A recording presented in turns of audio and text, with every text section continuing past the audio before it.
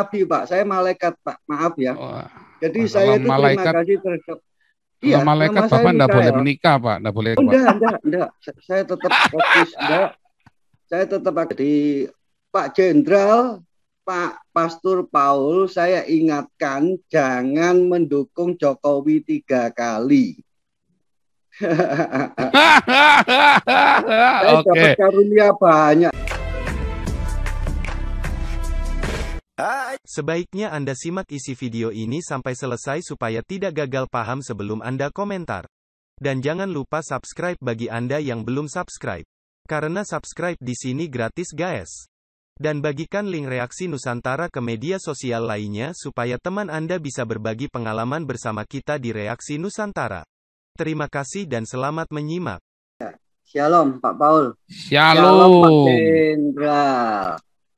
Itu Ya. saya lihat Yunias itu apa bulan Juni Pak ulang tahunnya Pak. Sudah Ya, kemarin kita rayakan.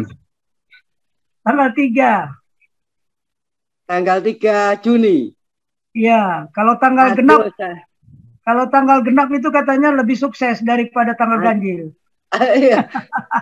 Selamat ulang tahun Pak Jenderal. Oke, Saya terima Indonesia kasih. dan saya berani tatap muka.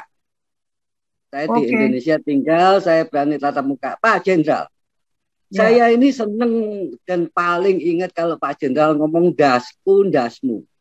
Itu paling seneng.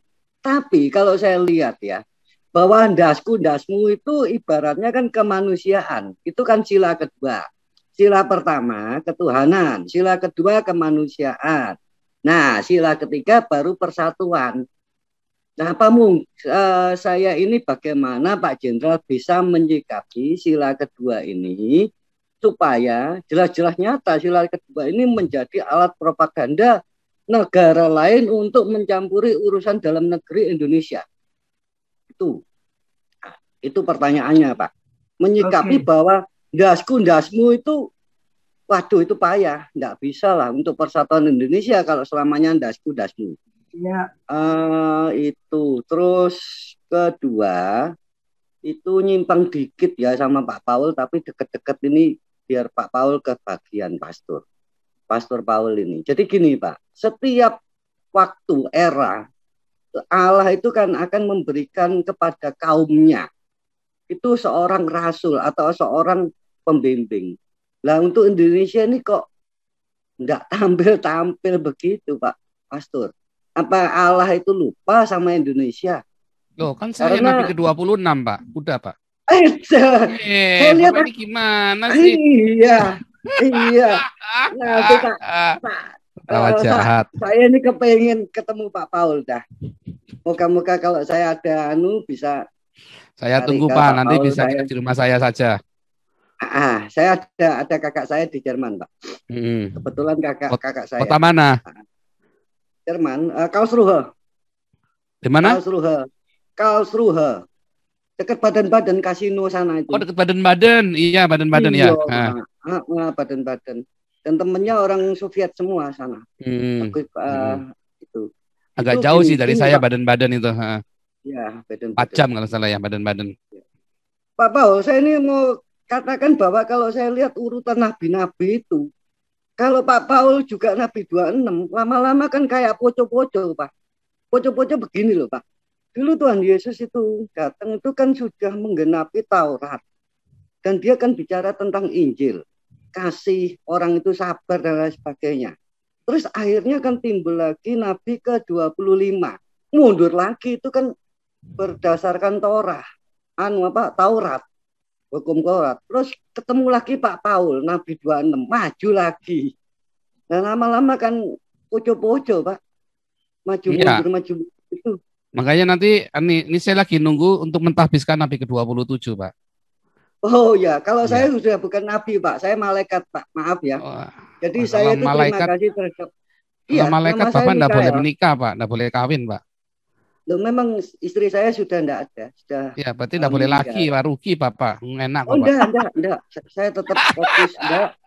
Saya tetap akan mengisi untuk Indonesia dan luar biasa.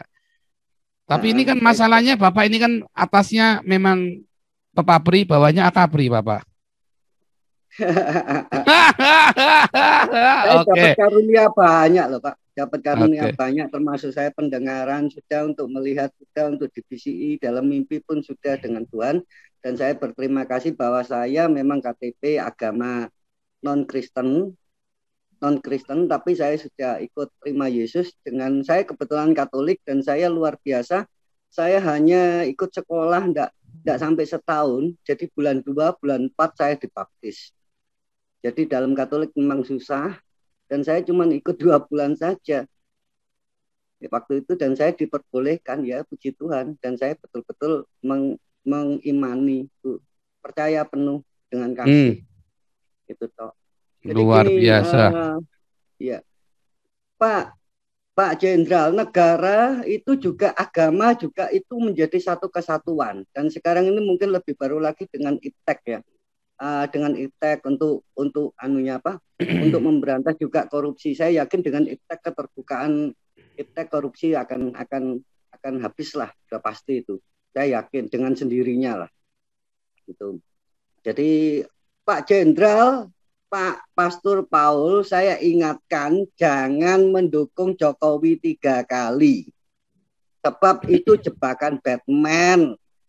Sekarang kan sudah banyak karena kita bereforia memang Jokowi bagus dan negarawan. Jadi satu-satunya yang karena kita hadapi dengan khilafah itu masuknya itu pelan dan lama dan sistematis, solid dia dan sabar. Jadi kita juga butuh waktu untuk memberantas, tapi moga-moga tidak selama yang paham khilafah untuk masuk ke Indonesia.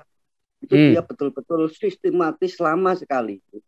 Terus kenegarawan kita Soekarno dulu tuh jatuh, tidak sampai pertumpahan darah, dan hasilnya Freeport dikontrak Amerika yang istilahnya itu tidak bisa kita miliki lagi, istilahnya begitu. Jadi dia maunya kapan sampai kita harus ngasihkan. Kedua, Gus Dur kalau teriak hajar, waduh, pertumpahan darah. Satu-satunya hanya yang Jokowi saja yang waduh kesabaran, dan dia betul-betul memanfaatkan momen.